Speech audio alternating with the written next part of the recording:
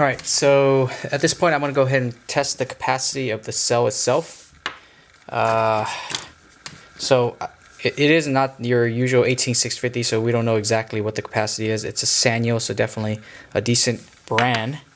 What I have here to test is it's a Progressive RC power supply. You can use any type of power supply that will power the charger itself. I have an iCharger. This model I don't believe they make anymore, but any type of lithium charger should be sufficient to test your capacity.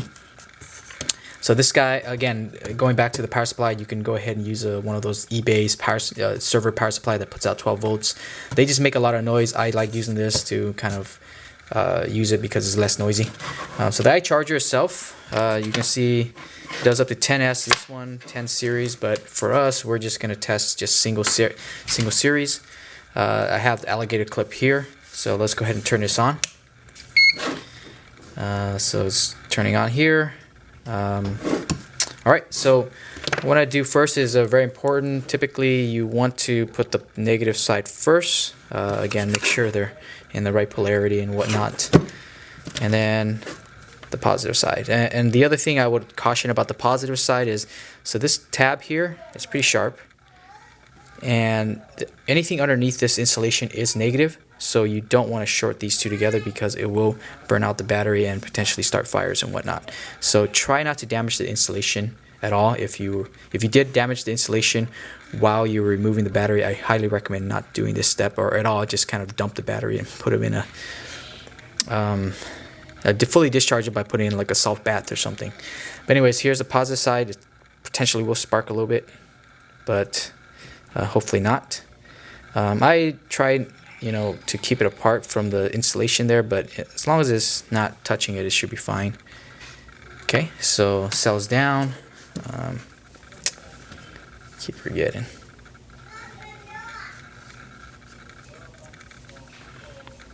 Let's go ahead and rotate this here. There you go. Alright, so we have here the settings. You can go through the instruction of how to operate this. They're all kind of similar. So like for instance, this one, they have LiPo. I'm setting it to lithium ion battery here. I'm going to go down to cycle, and I'm not sure you can see it here. There's 3 cycles. Starting from 4.2 to 3.0 is fully discharged.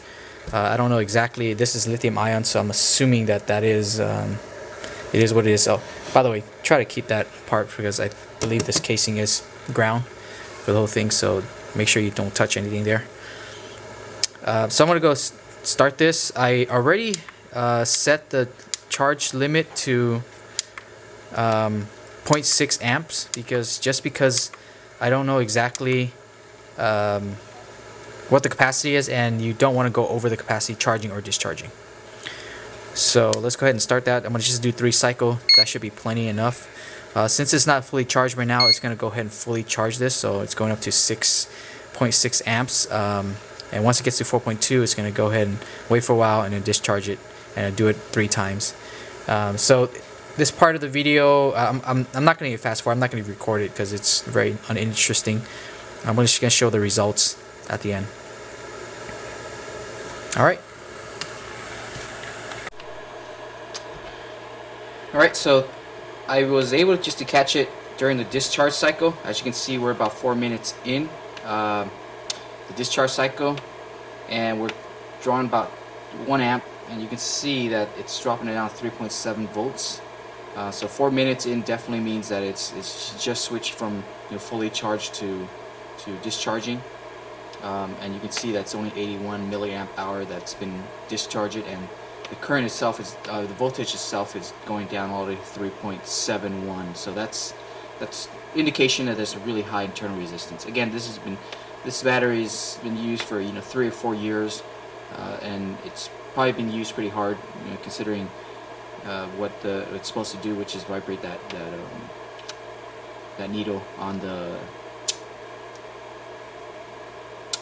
Sonicare. So just kind of showing you that this battery, if you're using it for high performance intent purposes, is probably not going to work as well.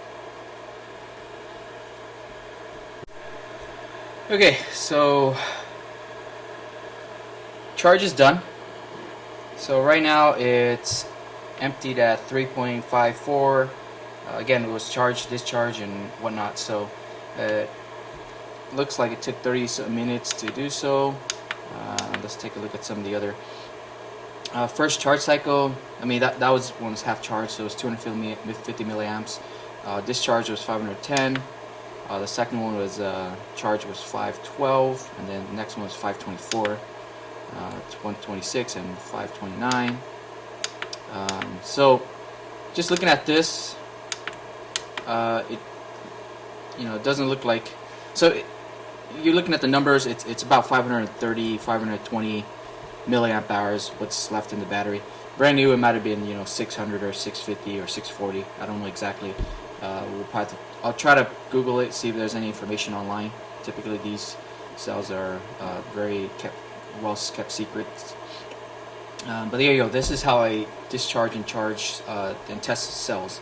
Now this is just what do you call it? It's just a cell cycle test. It doesn't really do the self-discharge test. So self-discharge test, what we need to do is to fully charge it, or maybe charge up to like 95%, and then just let it sit for about at least 2 or 3 days, preferably like a week. And then of course once you see it about a week, you'll see if it actually discharged quite a bit or not.